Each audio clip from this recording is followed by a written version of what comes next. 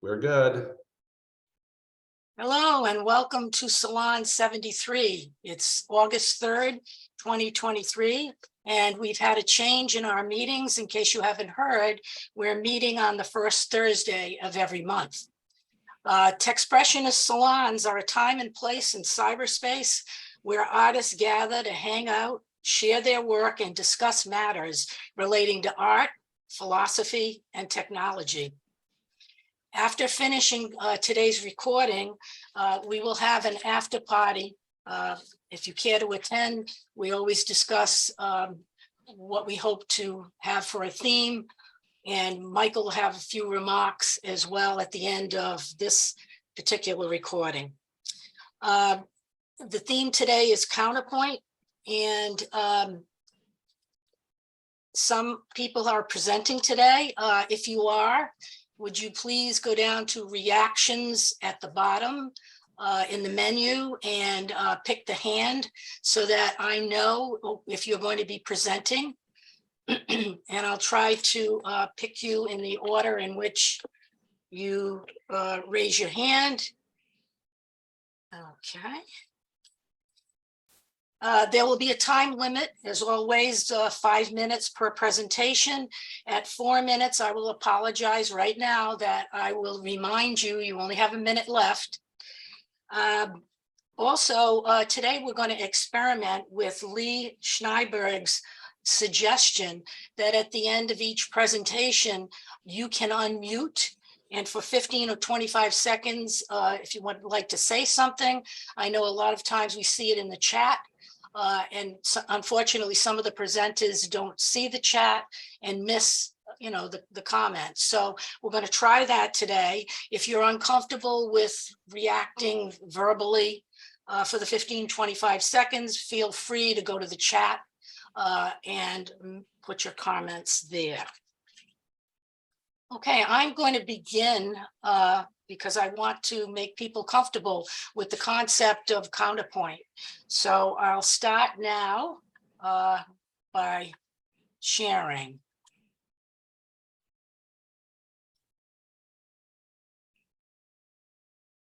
Can you see it? Yes. Thank you. Yep.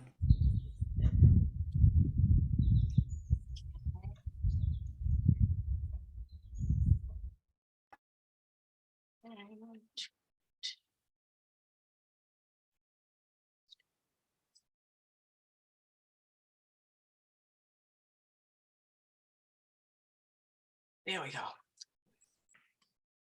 Okay, counterpoint involves tension, contradiction, contrast, antithesis, or dissonance in relation to artistic themes, colors, shapes, or music within one piece of artwork or a series. Using two opposing ideas working in harmony is what counterpoint is about. George Brock, in his piece Bottles and Fishes in 1910, used the horizontal and the vertical to create counterpoint. So it's pretty much open to much of what we do as artists. Let me start with a couple of pieces that I began with to create backgrounds for pieces in which I was using counterpoint. And as you can see on the left, and if you go to the right, I began using different color and also blending out some of the texture. And what you'll see coming up are a series that I've created based on starting with these two pieces. Here's the first, in which we have a line intersecting a circle, and of course I'm retaining the contrast. Here the circle becomes more prominent, and I very much enjoy that crack that points down to the texture. Here I actually introduced another piece and blended it in, and again retaining some of the elements you saw in the earlier pieces. This I had fun with, dipping into the texture with a circle. Here, the circle is still prominent, And the black of the earlier piece, I continue to present in the image here, using lots of texture also. And finally, the last piece is very different from all the others, and is, I think, a great deal of contrast to the others and within itself by having these squared off shapes working around the top and sides. But again, I retain the texture. Okay. Thank you for listening and looking.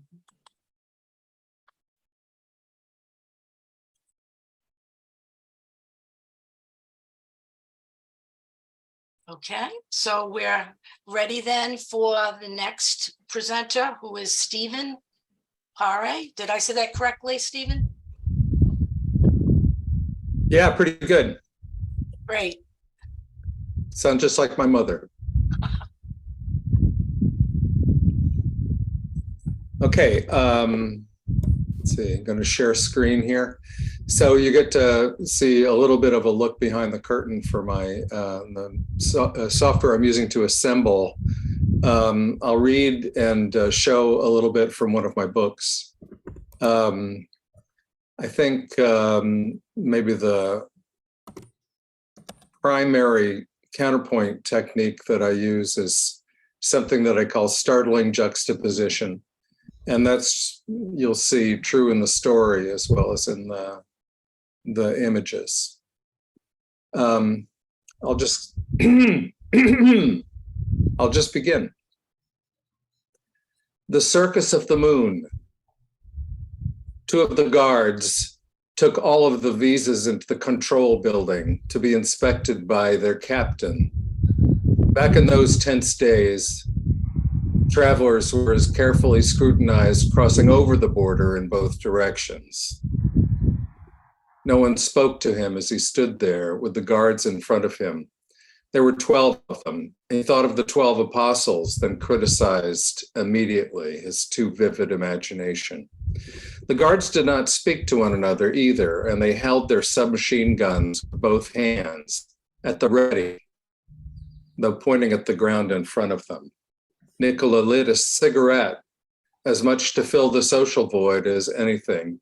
In his mind, he compared the awkward, unnatural situation in his tense state and with a sort of dark amusement to visits in happier times at his brother-in-law's.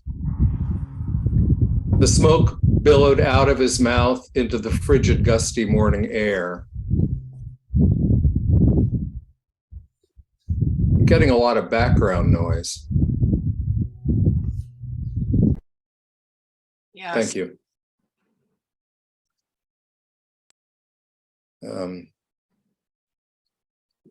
The smoke billowed out of his mouth into the frigid, gusty morning air, climbing up the yellow cone of the street lamp's light as though captured. He thought of the incense, the pale, bespectacled priest swinging the thurible in the St. Nicholas Church when he was a child, watching it rise. Through the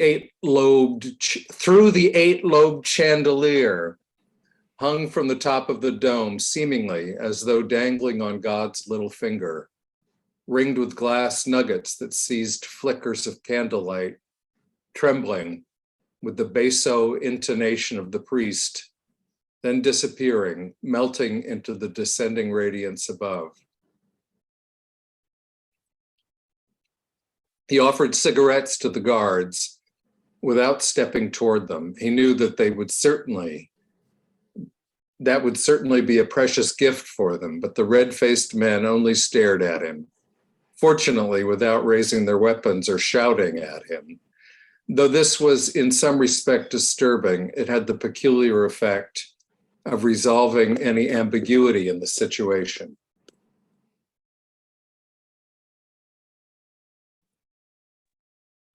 Now I'm not able to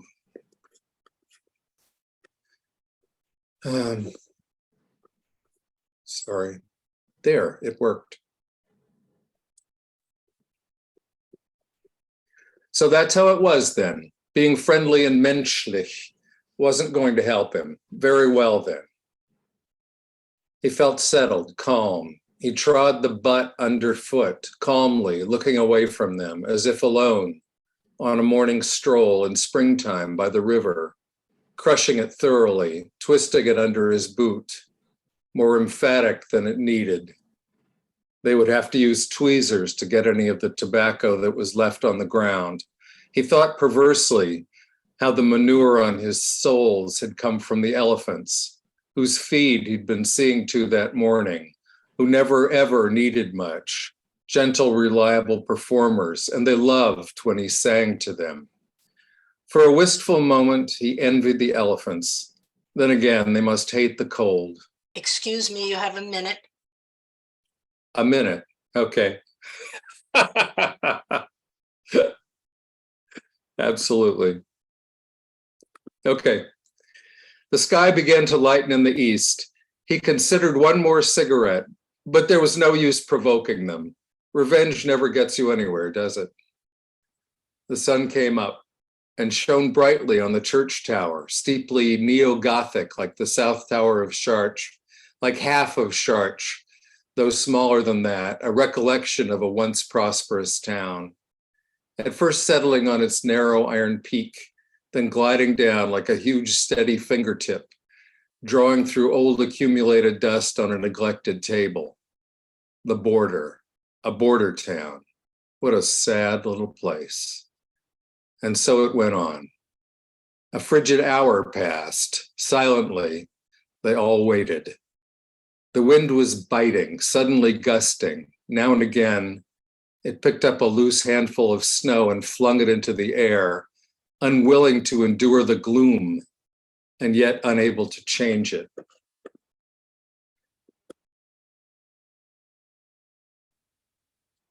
A nondescript door to the building opened, revealing inside a blaze of light, and the portly captain, unhurried, severe, mustachioed, balding, bespectacled, expressionless, with a tall, thin, sniffling adjutant in tow, advancing steadily on the dreary scene, steaming breath, looking left nor right, coming at last to rest 2 meters away from him. This was unsettling, as though the captain suspected that he might become unruly. His entire ambition that morning was to be dismissed as only a harmless, unpolitical artist. The captain stood for a long moment appraising, light glinting on and off his spectacles. The wind died to nothing. At last he began to speak. Are you, he looked down at the paper the adjutant had handed him, Nicola Voda, proprietor of the Circus of the Moon? I am. I must have run out of time at this point. Have, Stephen. It's delightful to listen to this and the amount of counterpoint, both in language and in your pieces. If everyone would like to unmute and make a comment or comment in the chat, please feel free. I wanted to ask Stephen if it was possible to see the second illustration blown up big. Maybe you could, like, I don't know if you can do it in the moment, but maybe we can look at it at some point. The one with the cathedral with the chandelier. Oh, hold on. Let me go back. I think I can. Well, at least I can enlarge the whole thing. Okay.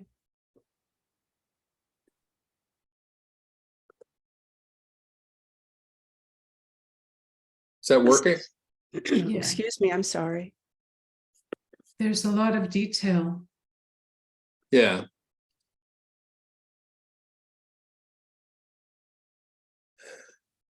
Thanks. Yeah. It's a technique that started developing some years ago, and I really haven't got tired of it. It's a sort of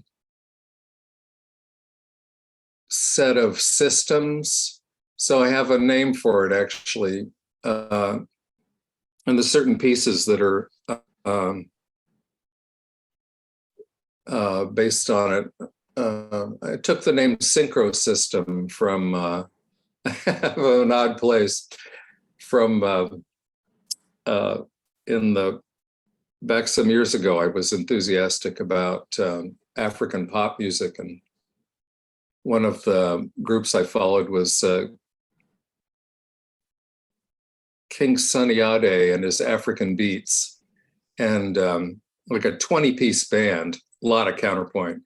And he called his way of making music synchro system. So I thought I would borrow that for this kind of method of creating these vertical systems that interact. I do it horizontally sometimes, but it's the best results are usually like this, where there's a series of vertical systems and sort of embedded in them as an image. Thank you, Stephen. Hmm. I think we'll move on in the interest of time to Susan DeTroy. Oh, okay. I wasn't expecting to be next, but great. Is that for me to present or to just speak? To present. Okay, okay, great.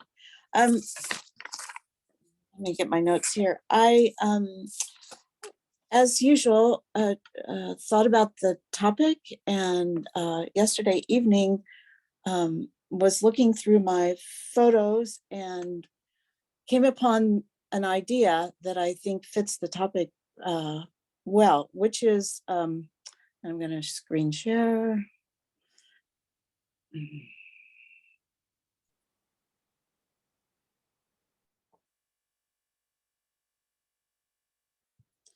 I thought about the idea of how in the still photography that I do, that's mostly hipstamatic, during the pandemic, I was out and about quite a bit, and the work that I did, to me, has a sense of loneliness and emptiness in the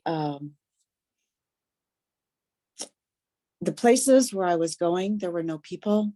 I was using my bicycle, and that's when I started pretty much avidly riding my bike almost every day. The impediment to riding a bike, the impediments were very low. There was almost no traffic. It was at the same time, wonderful time for me and a terrifying time. And I was looking back through the pieces that I created, and I'm just going to start going through them. And I'm not sure for others that the images relay that feeling that I was having.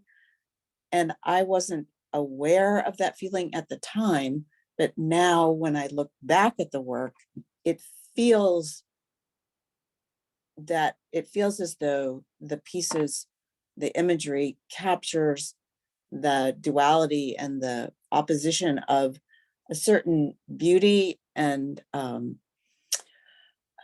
orderliness, but at the same time, I'm actually kind of getting a chill right now looking at the images. There was a void of human existence, an otherworldliness feeling, and I biked. My town has a lot of alleys downtown, and now in regular times, those alleys have cars coming and going, people walking in them, and there was none of that. And I used the Hipstamatic camera, which is one of my favorite still image generators on my iPhone. So these are the alley pieces, and I would take the same picture over and over, which is part of what I do. This is one of my favorite walls near my house, and occasionally I would go walking, and I love the way that the color of this wall and the both ominous and beautiful way that the images speak to me.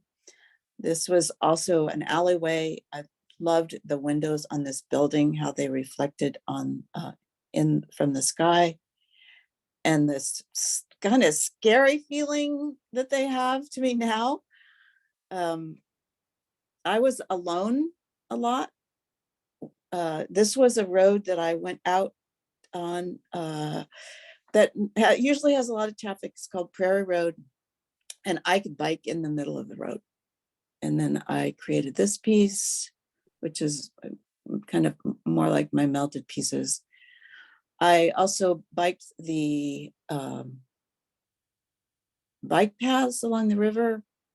There were a few other people biking, but nope. These paths usually, unless you're early in the morning or at night, there's people in the summertime on these paths everywhere. And I noticed after I was gathering the images that there's also a feeling, there's a lot of disappearing of path into the distance perspective. And each of these to me continues to have that feeling of, Excuse me, you have 1 minute. thank you. Glad to be told. I'm just going to keep going through these. Some of the river and parks, no people, no people, no people. And then I'm coming towards the end of the images where I became quite fascinated by the sky when it would clear up. This is a favorite bridge of mine. It's Peter DeFazio Bridge over the Willamette to Alton Baker Park. I love the shape and the structure of the bridge, and just still ominous. I mean, I could use another word, but I began looking up quite a bit. This is a final image. This is the parking lot of a very large shopping mall, and I had never seen it without cars. There's no cars. So that's my take on the topic. Let's see, let me get back to unshare, stop broadcasting. Truly dealing with Counterpoint in terms of feelings. Yes. I sense, as you said, the beauty and also this awesome feeling of desolation or fear or what have you. And I think you're very successful in that. Again, feel free to unmute, briefly say something. Just a quick comment, Susan. I really appreciated your reflection on bringing these photos up after you had shot them. It'd been a while, and having these feelings come up that they do convey as I look at them. And having done a lot of photography in the news world and other worlds, I remembered sort of taking a position when I was shooting that didn't allow much feeling. And when you brought it up, it just had me reflecting on that whole process and what we do as visual people, sometimes capturing the moment. So a lot of ideas came up when you started talking about that, and they were really striking images. Thank you for sharing. Thanks for your comment. I'd like to say a little something. I really enjoyed your work, Susan. My feeling was that the pieces that had more of a colorized look to them, they looked mostly black and white with a little bit of color like in the distance. Those to me were the most effective, but I really liked all of them. And I would also point out that there was a person there.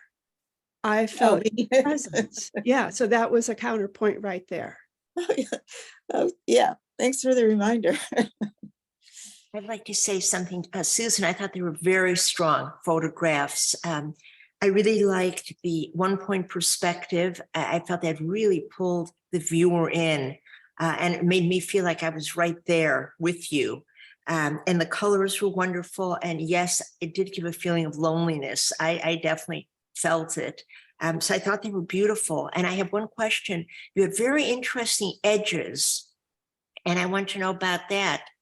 Tell us about the edges.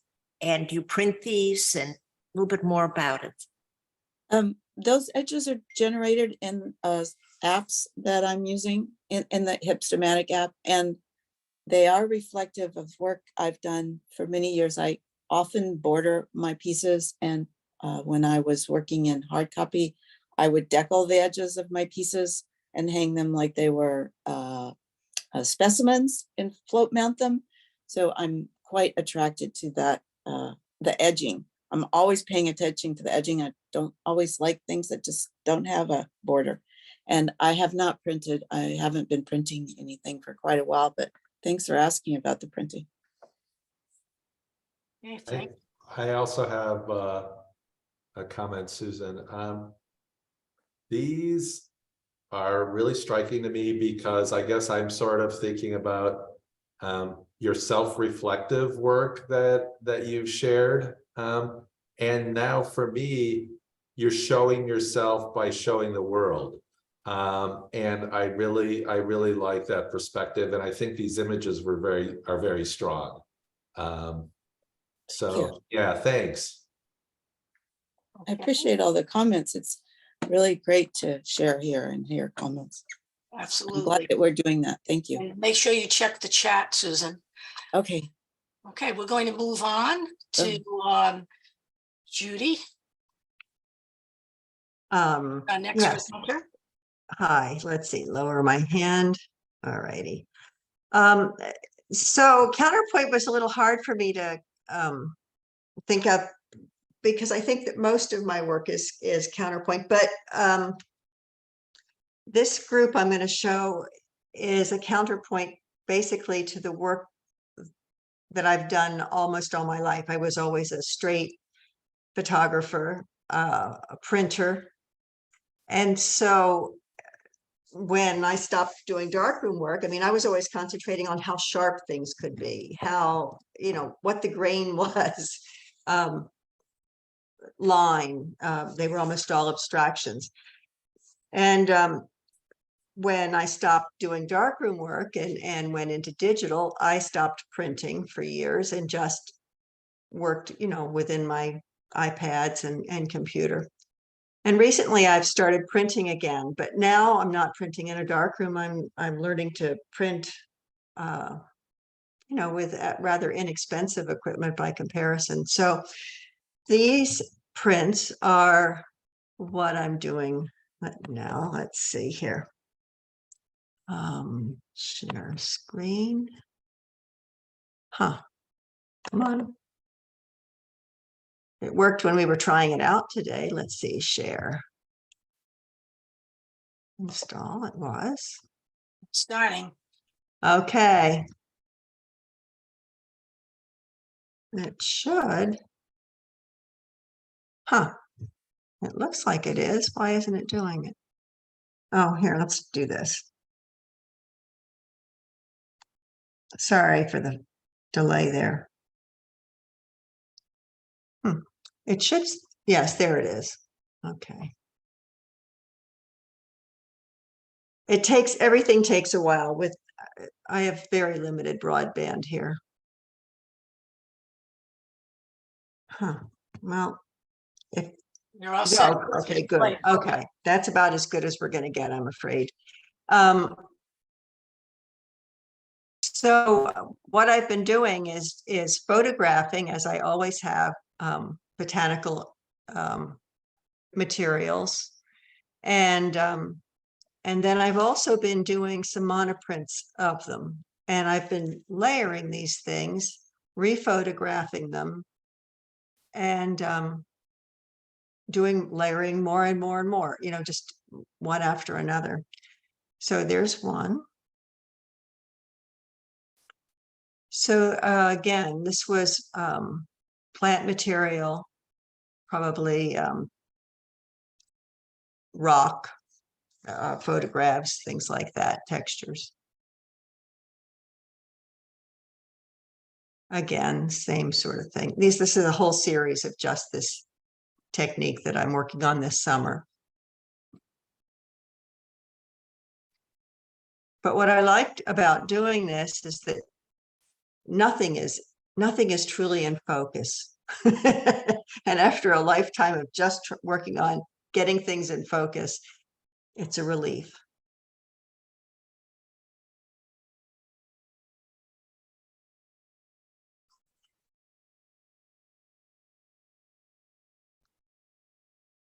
So just layers and layers and layers.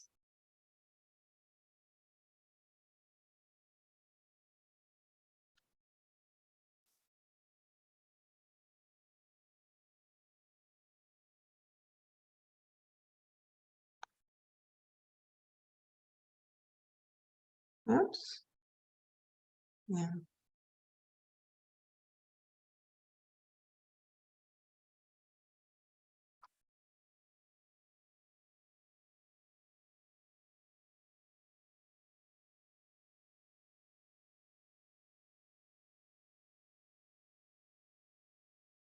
You have 1 minute. Oh, wow.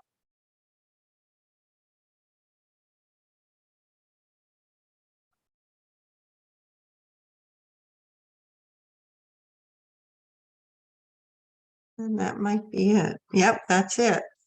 So that's my project for the summer, is to learn to print this type of image. Thank you. Thank you, Judy. Feel free to unmute for a brief comment or make a comment in the chat.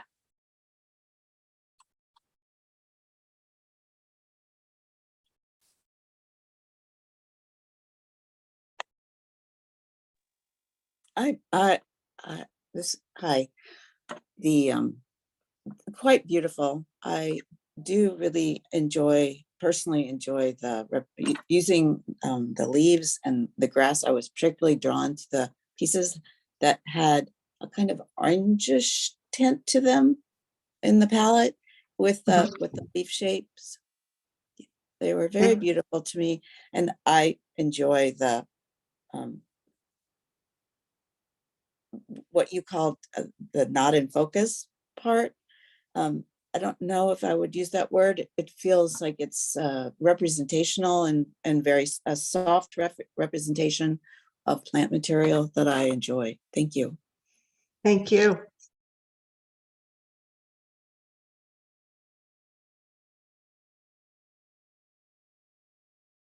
I particularly enjoyed the one in which you layered the actual plant over the image. And I thought it gave quite a bit of depth and the juxtaposition, and again, counterpoint of the living plant over your image, I thought was very successful. Thank you, Cindy.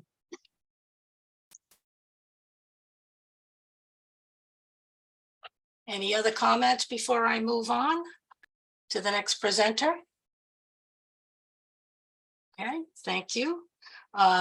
Karen, are you still presenting today? Have you decided to? You're muted. See, I'm off to a flying start. I can present something, I guess. I'm not super prepared, but I was playing with something, so I'll show that as a creative project. That's fine. I don't want to pressure you. If you'd rather wait till another time, that's fine as well. That's okay. You just have to bear with me a little today, so. Okay.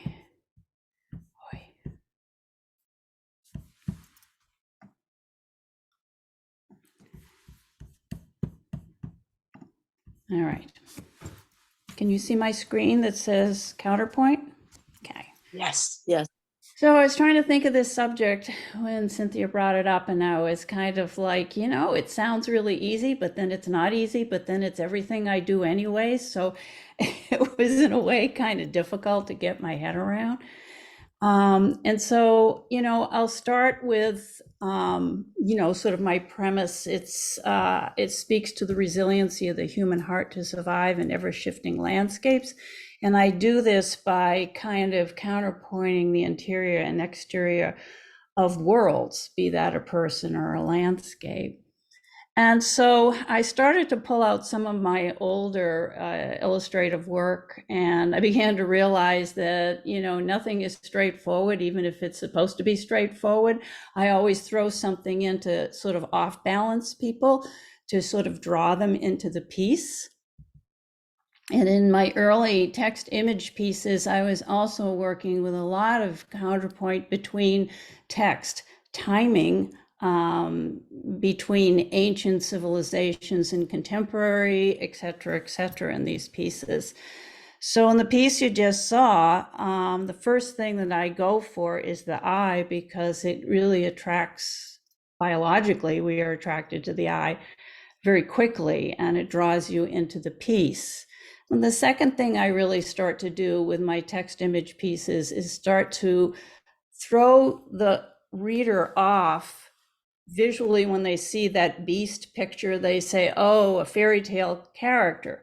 But if you read the text, it's actually a contemporary character that's been transformed into an ancient fairy tale. So it kind of flips everything on its head. And I do this visually also by doing blank spaces, like the fingertips not quite touching the shoulder. So we end up with a tension in the space that should be something, but isn't something, but could be something. And so I'm always trying to sort of counterpoint things in my work to create these layers and layers of balances. This is a piece called Grace. The one on the left is actually her great-grandmother to the figure on the right. They're both looking out the same window in different time periods. But they also have two first loves going to sea that they will lose. And so there's this connection between time, distance, and generations. And sometimes I just do it between figures and non-human figures. So basically it ends up a whole bunch of characters that I've always worked in. And so that's my basis for my abstract works. And I also work with positioning, counterbalancing the positions, the conversations. And now when I get to my abstract work, all my abstract work is based in these characters. So this is the behind the scenes thinking of this particular character that I'm spinning off of. Pride of presence in the abstraction, and also in the character on the left. Individualism. The moment of taking off, or movement, or flight. Entanglement. Be it love, be it a forest scene. Joy, surprise, excitement. Music, singing. So always when I'm doing these abstractions, even if they don't seem like they're in a story, they're part of a story in my head. This one is be like conversation and a lifetime of partnership and love versus loss. And then, how can I put this? Loss in a mournful way that's respectful of the partnership that still exists.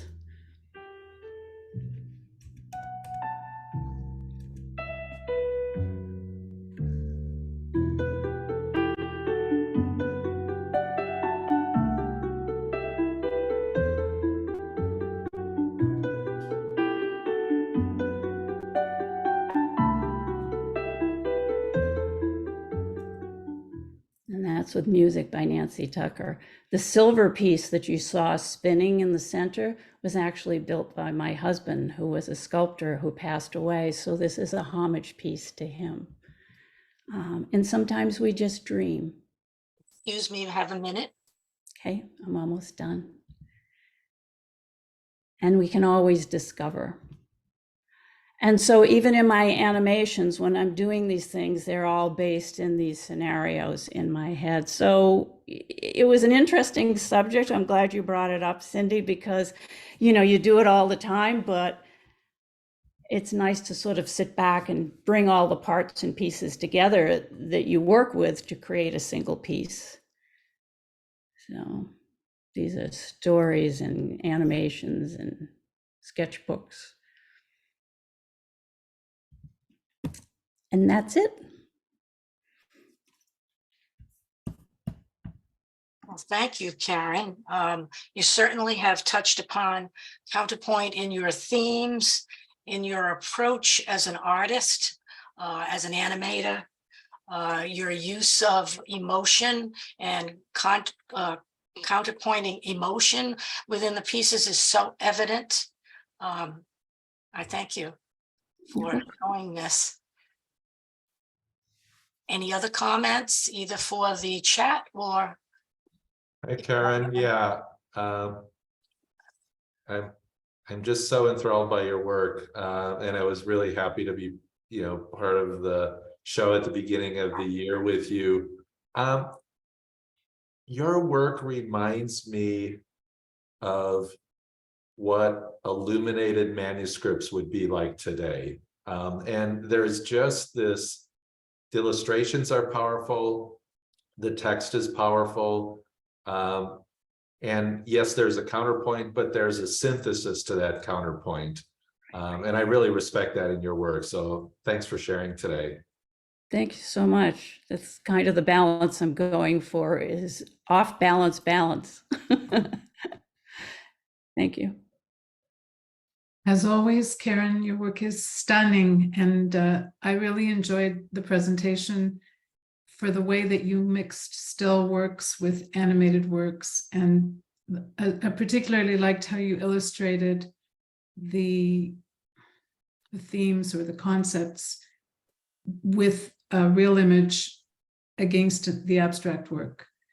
You've talked about your process with me quite a bit, and that was a really wonderful visual exposition of it. So thanks for putting that together, and good to see you here. Thank you. I thought, Cindy, it was a great chance to go back and look at early work and see where I was using counterpoint and bring that forward and counterpoint it against the new work. So thank you. Yeah, I think we forget that counterpoint is in our work. And, we talk about it in other ways, perhaps, but it's there, and it's nice to see what everyone has come up with. Are there any other individuals who would like to present? I mean, if you just want to show your work, what you're working on presently, you can leave it to us to mention the counterpoint, if you'd like. Is anyone feeling comfortable enough to share?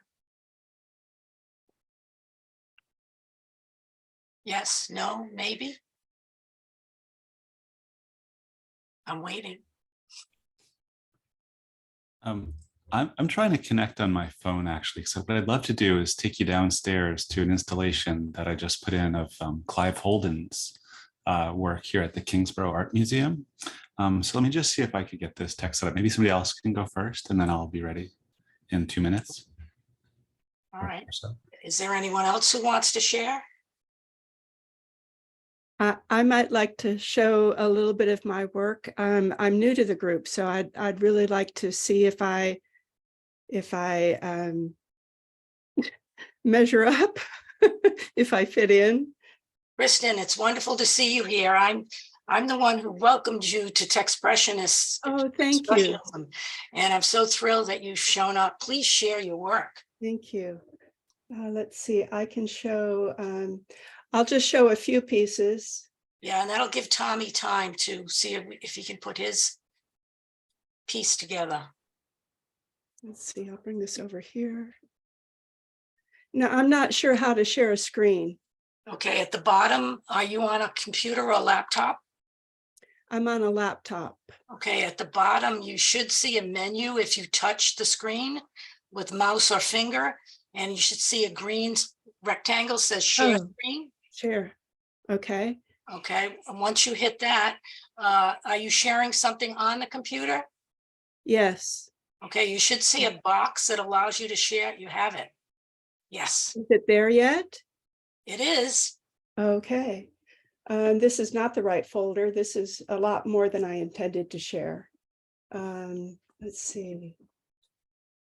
Let's go back.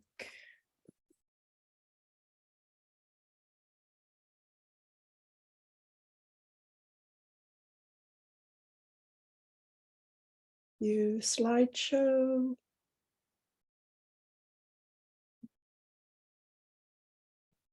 Does anybody know offhand how to do the slide? I don't, but if you wanted to show the individual JPEGs by clicking on them one at a time, that's fine Yeah. too. You figured it out. Wonderful. So this is all work based on my method of digital gesture capture. Basically, I'm scanning a gesture. And in this case, I've made the gesture into a couple of different forms that I call ferns. They're not a literal representation. It's more just an impression of what I had on a particular day. And so I turned these shapes into objects, and then the objects become part of a composition. And the composition gets more and more complex and layered. And sometimes I even layer the compositions on top of each other and result in something completely different. So that's really all I had to share today. Let me see. Now, how do I stop this? I'll go down to the bottom again. Oh, wonderful. Very, So I would love feedback. you definitely belong here, Kristen. Thank you. Your work is lovely. Your gestures work so well with the theme of Counterpoint. You have some things that are, horizontal. You have different textures that are going there, and of course, layers. I think they're wonderful. Thank you. Anyone else want to comment or add to the chat? Feel free.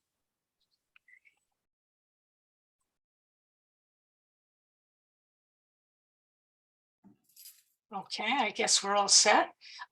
Karen, did you want to say something? Just a quick question. When you say they're gestures, are you using sort of free-form gesture on a tablet, or bringing in drawings or paintings, or? No, I'm literally using a scanner. So I take my hands and make a gesture on a scanner, and then I lift different shapes from the scan. Cool. Thank you for clarifying. Yes. Anyone else? I see that Tommy's back. Tommy, how are you doing? You're muted. Looks like you're, yeah, there he is. Yes, sorry, and I was rotation locked too. So here we are, hopefully. Do we have a horizontal view going on? Yes. I want to walk away a little bit, give everybody a sense of perspective of where we are. So we're in the Arts and Sciences building at Kingsborough Community College. Welcome. This is the Kingsborough Art Museum, which is a pretty wonderful large space that right now has a piece. I might just switch my camera here just to do this a better view. Let's see, can I just switch camera? Yeah, there we go. Does everybody see this okay? So this is Clive Holden's work, Un-American, Unfamous, which I think actually is a wonderful counterpoint in it, visually. What he's doing is he gathered images that were taken by people here in Brooklyn of sort of faces that Clive thought were the right face to include in this idea of un-American, unfamous. And he has this whole statement here that we put up. So,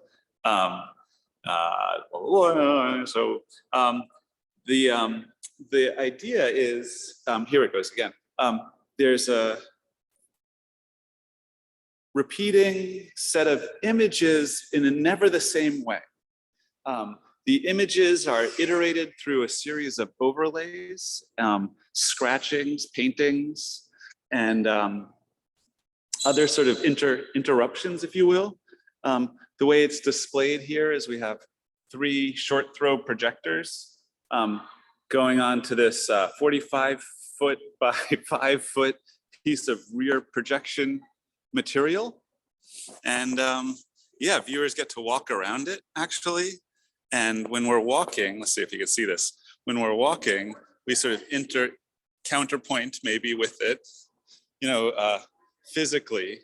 Let me see if I could find where my shadow is again here. Physically. So there's an interesting, those are my legs, sort of interrupting this projector here and its path to this screen.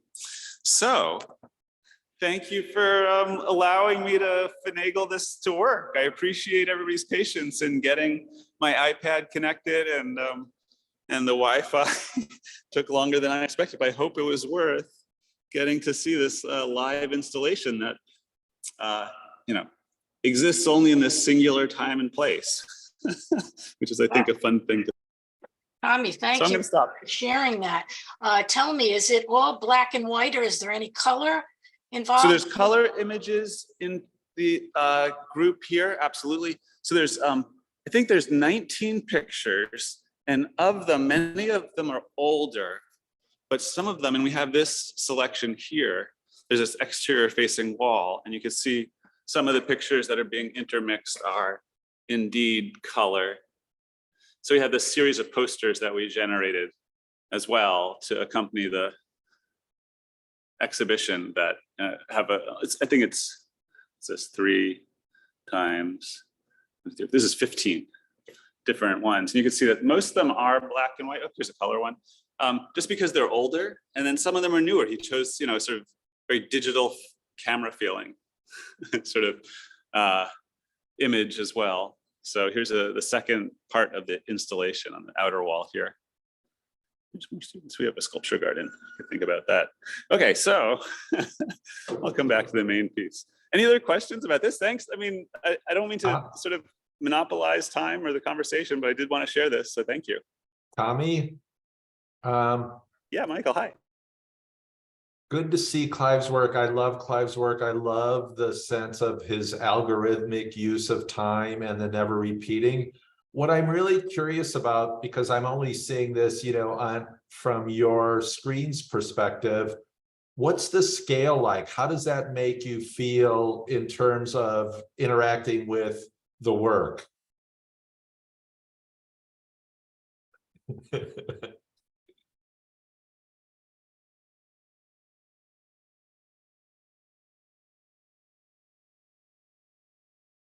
Sorry, I was muted on that. So it's really big, right? And actually, Clive told me that he drove a bus, you know, and this is the length of a bus. So if you want to think about that sort of as a, you know, context, you know, you can sort of, you know, physically sort of think about, situate yourself in. It's the size of a bus, one of those Greyhound buses long of images. So yeah, it's larger than life.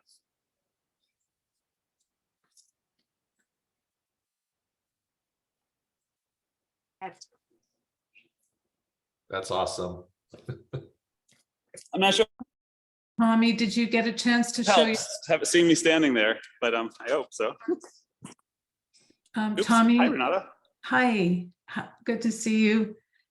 Have your students seen the work, and if so, what was their response, and how's the reaction been from your faculty colleagues there?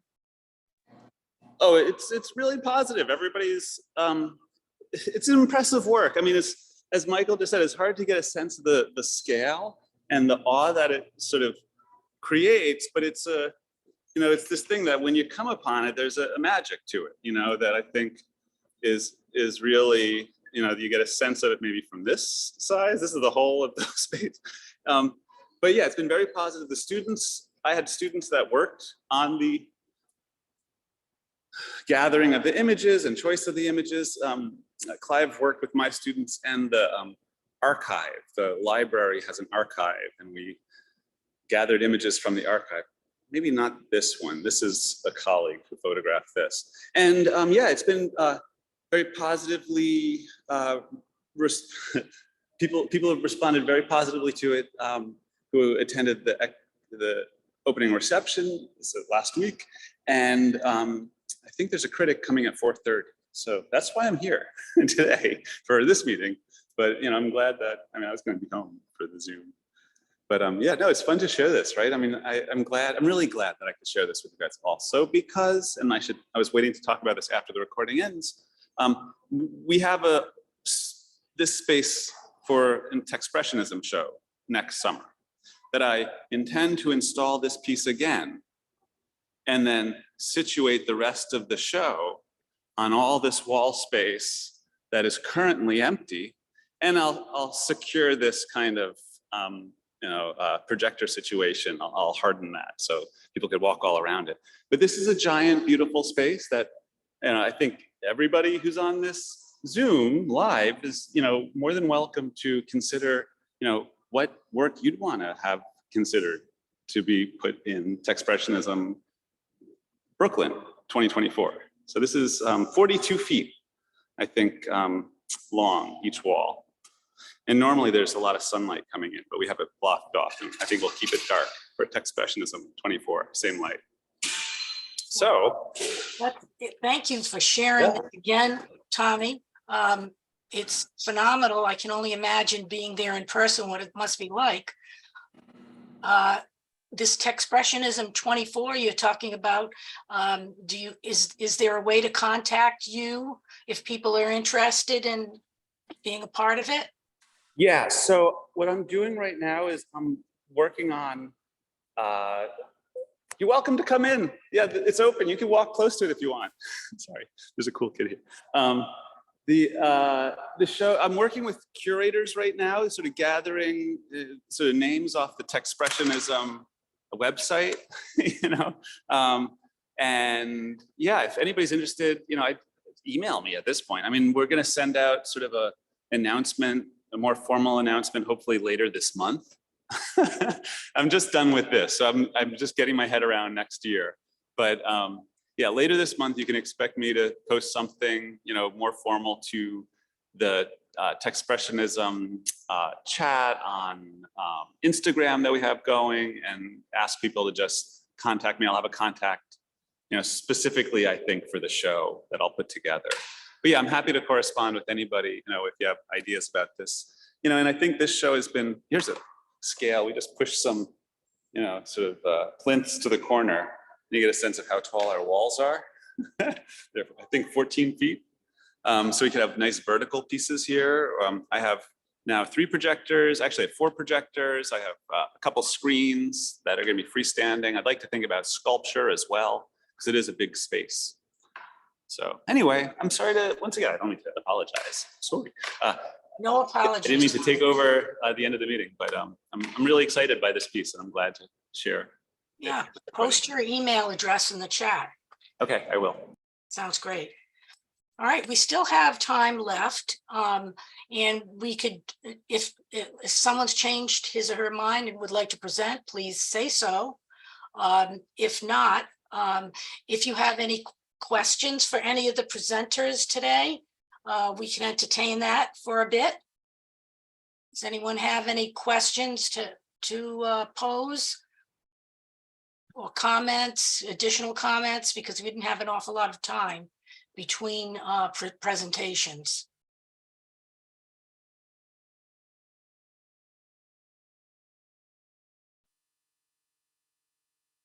Ooh, the uncomfortable silence.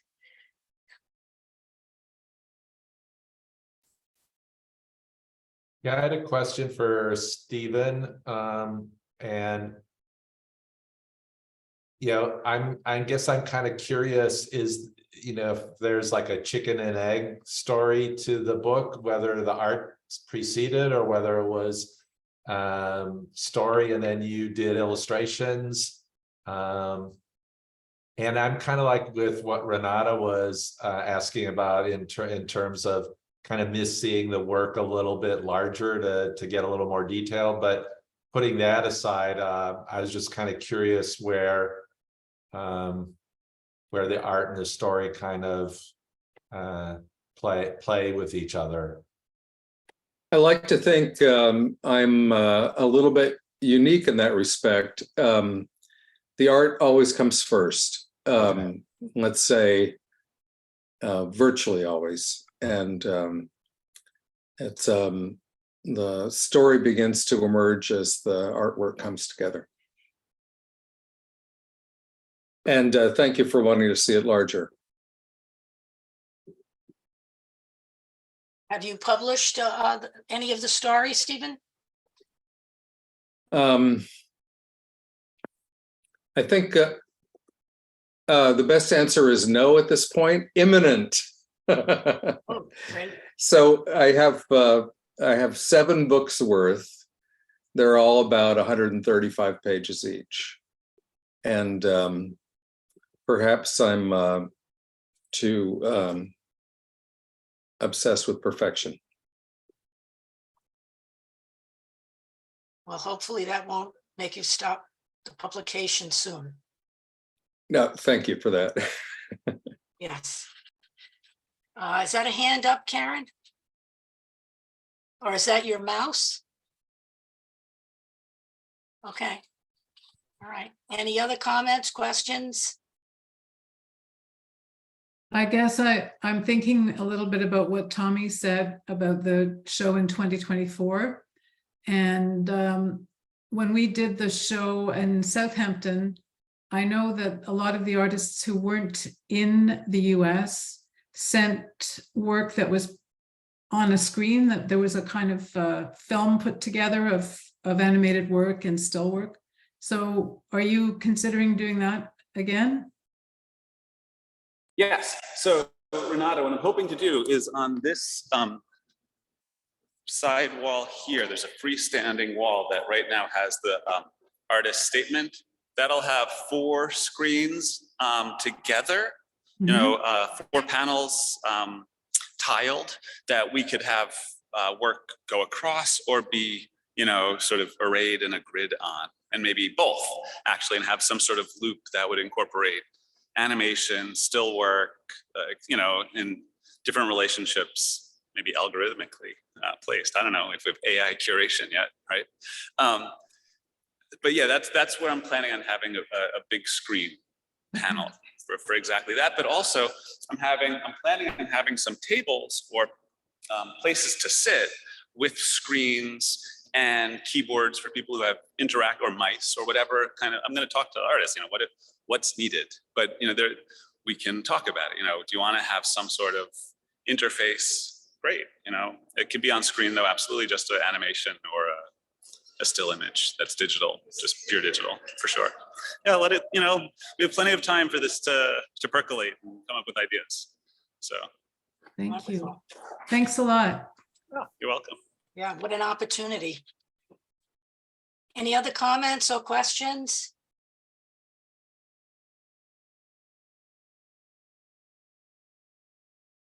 I guess not.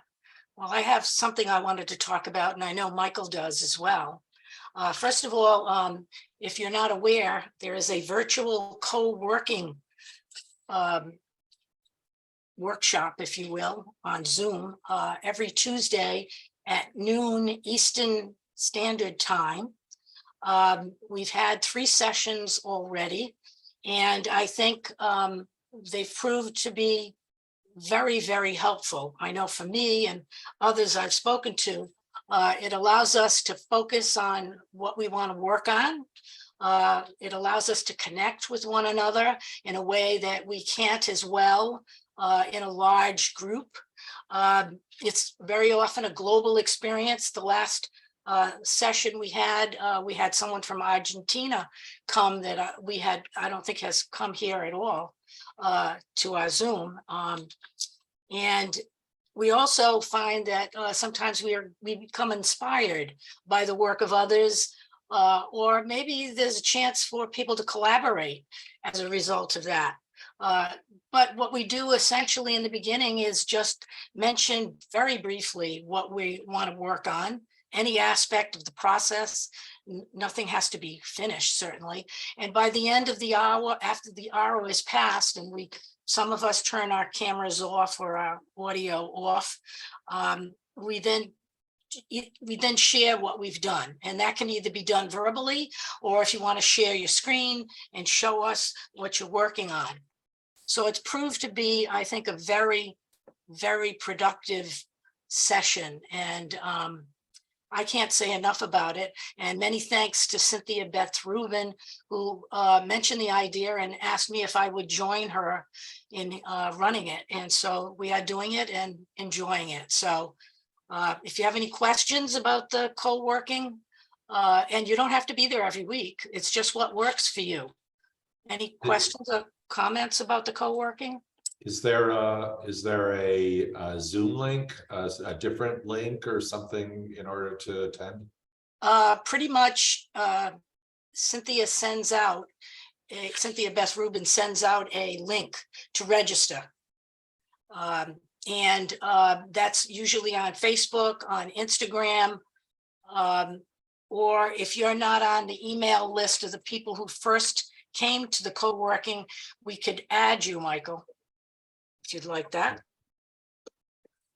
So yes, the idea is to register first, and then you'll get the link.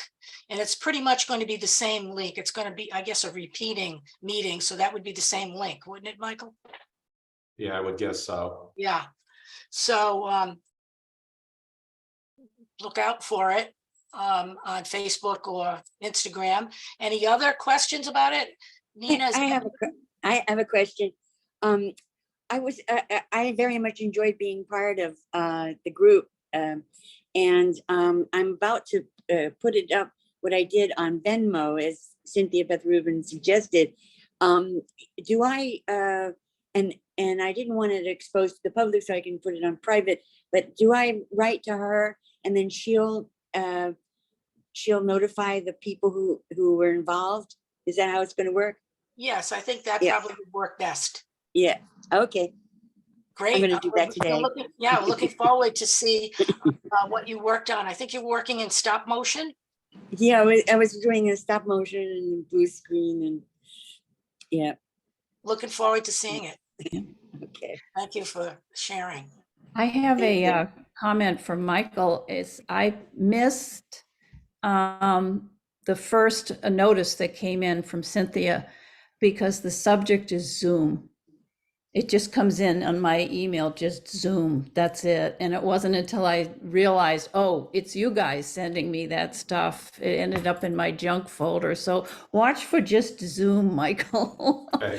It comes in. Yes, yeah, that's a good advice. I regularly check junk mail. Unfortunately, things go there and you miss out. Any other questions about the virtual co-working? We certainly hope to see some of you there, and that'll be another great session, I hope. Michael, would you like to speak next? Sure. And I may also ask Renata to speak as well. But next month, the September Salon meeting, we're going to probably split it into two halves. I'm not sure if the time will be exactly in half, but Renata and I had spoken a couple months ago about letting the group,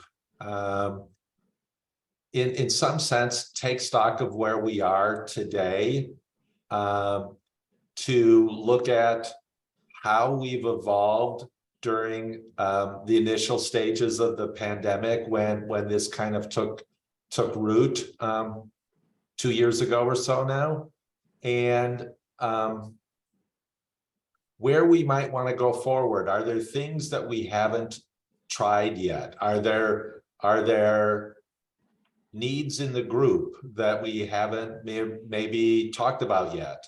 And so I think we wanted to give the group a chance to look at where we're at, where we could be going, and maybe look at how we might integrate things that we haven't done yet moving forward. So my feeling was I wanted to tap the collective creativity of this group. we're still here, and the things that have fed us to want to keep coming, I'm hoping is still there, but maybe there are things that have been percolating underneath the surface that there might be new things we could try. And what that might be, I don't know. And so I think this is kind of a call to the group to say, think about what Techspressionism can mean moving forward, build on the things that we have all been really tapped into and that we've found nourishment from as creative artists. And what might that look like moving forward? And since Renata was kind of the co-conspirator with me, just thinking about this, I'd be very interested to see, Renata, if you have anything else you'd like to add to that. Thank you. Thanks, Michael. I think you said it very well. What came to mind for me when I first started thinking about this taking stock, and by the way, the title of the next Salon will be Taking Stock / open mic, because we don't want to dominate this discussion dominate. Sorry, I have somebody cutting wood outside my window. Maybe I better mute myself. And I think Michael said it really well. No, you're fine. Yeah, you're fine. We're not hearing that. Okay, great. We I have don't good hear it. windows. Okay, so to have open mic is simply what we do when we offer time for people to share their work without a specific theme. And taking stock, as Michael said, is where are we at now and where could we be going? Particularly for me, it was with the mind of exhibition opportunities. I feel that most visual artists really want to exhibit. They really want to be seen. They really want their work to reach a wider audience. And it's very exciting to hear about Tommy's project for 2024. So that's the kind of thing that we can brainstorm at the meeting, because I really do believe that artists are looking for venues, are looking for opportunities, and we're very strong as a group to help each other. People are very inclusive here, and I just hope that you can all make it. September 7th it's a Thursday at 12 noon Eastern time. Thank you, Renata and Michael. One other thing I wanted to mention is Art on the Internet, AOL, which is on Twitter, or should we call it X, had posted a masterclass recording of a collaboration between Martin Grasser, who is a generative artist, and Vera Molnar, who's the trailblazer of generative art, and she's certainly a computer art pioneer. They did a collaboration together and involving text, in particular the letters N, F, and T. And Molnar signed the book that was made from this collaboration, and it was auctioned. It was a Dutch auction on Sotheby's. The book sold out. The starting bid was 20 ETH for one book, and it sold out immediately. And I posted right now in the chat the YouTube link to the talk. And mostly, of course, unfortunately, Vera is not there, but Martin Grasser is there, and he will talk about and show you the work that they came up with together. It's a wonderful video to see. So that is my final comment. We're at 1:25, Michael. Yep. Do we want to end the recording and begin the after party? Totally fine. You want to do it that way? That's fine. Anyone who doesn't understand the after party, it's where we get together, as Colin says, to talk about Techspressionism, where we're going, come up with a theme. And if we don't come up with a theme to go with taking stock, we certainly can have that theme for October. So having said that, I think, Michael, we're ready to conclude the recording. All right, sounds good. In 5, 4, 3, 2, and 1.